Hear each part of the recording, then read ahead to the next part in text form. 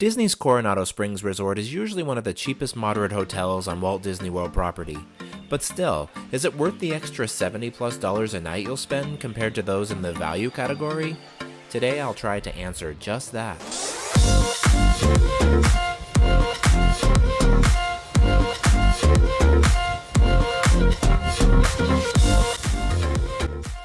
I first saw Disney's Coronado Springs Resort during my first trip to Walt Disney World back in 2013. The Magical Express dropped off a few passengers there before taking the rest of us to our destinations at the All-Stars.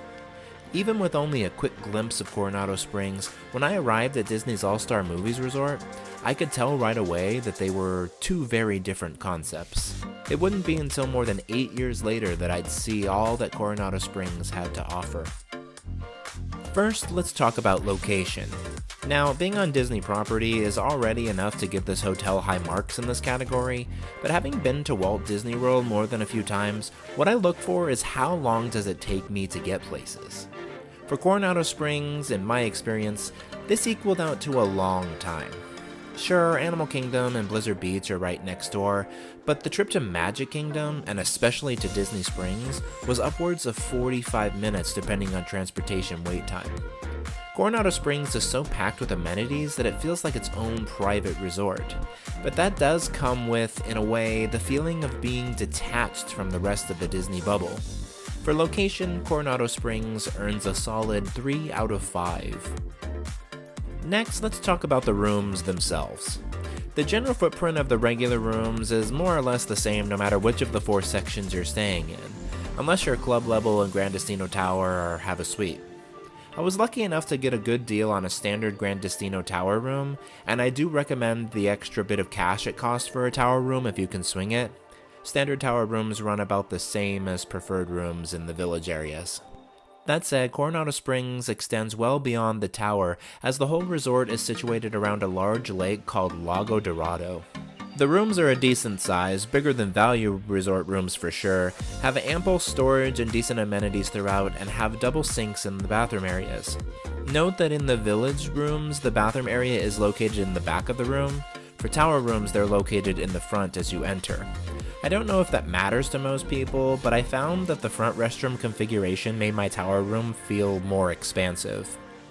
The closest village to El Centro, the main area of the hotel where the gift shop, convention center, and a lot of the dining options are located, are the casitas. Now, this section stretches pretty far back, so only the first few buildings are close enough to make this area stand out from the others.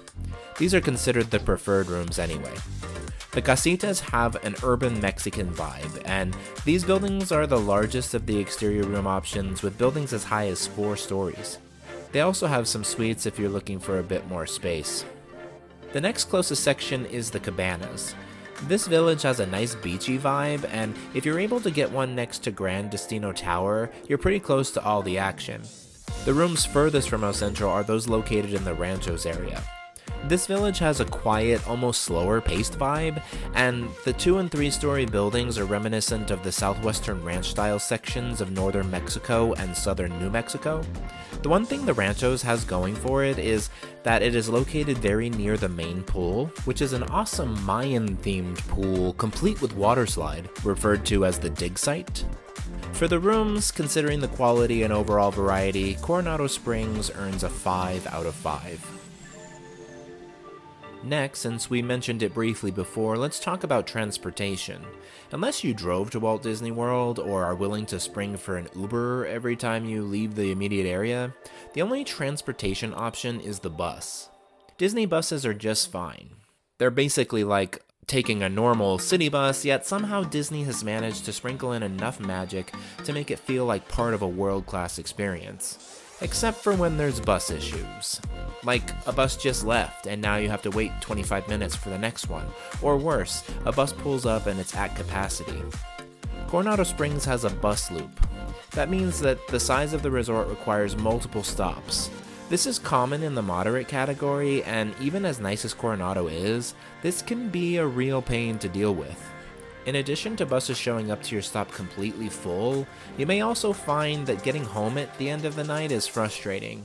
Depending on where your room is located, you may have to circle the entire hotel complex before you get dropped off. And for those of you thinking, that's not a big deal, I'll just be happy to be there, I said the same thing, and trust me, it's more than a small deal.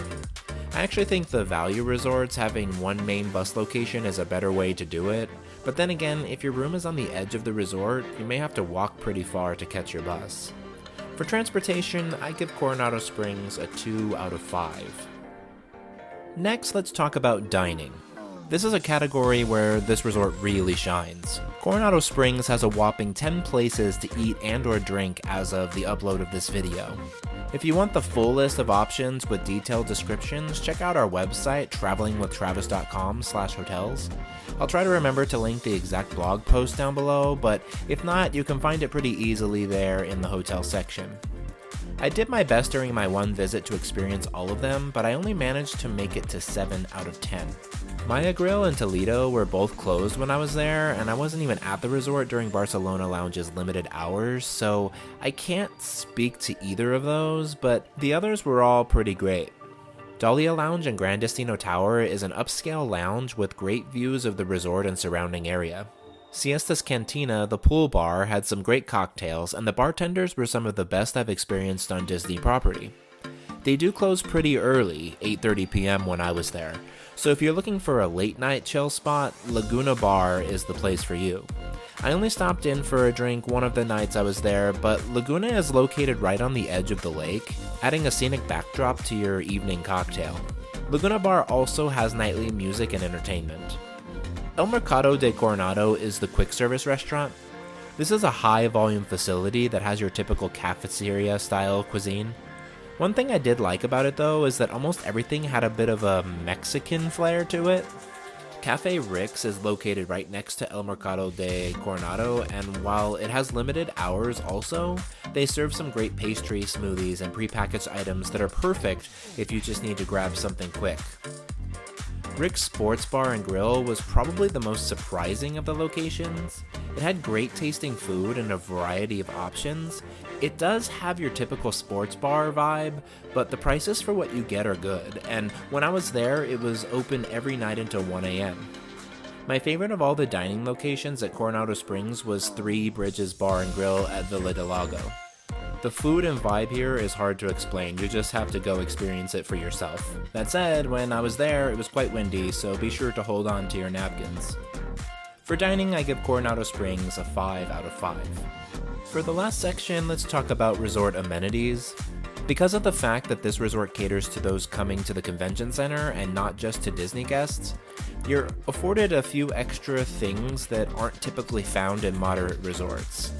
These include a 24-hour business center, access to a gym facility, club-level accommodations, and interior access rooms in the tower. This is possibly one of the most underrated resorts on property, and if you want some deluxe amenities for a moderate price, this is the place for you. For amenities, Coronado Springs earns a 4 out of 5. At the end of the day, Coronado Springs is perfect for people who care about having dining options and a good basket of amenities for the price, but don't care as much about transportation and location. Overall, Disney's Coronado Springs Resorts gets a Travis score of 3.8 out of 5. Because what kind of content creator would I be if I didn't make up some weird name for a scale that I didn't create? Anyway, I know that sounds low, but it's only a couple of categories that bring down the average. I do recommend Coronado Springs for most people, and I myself will gladly stay there again.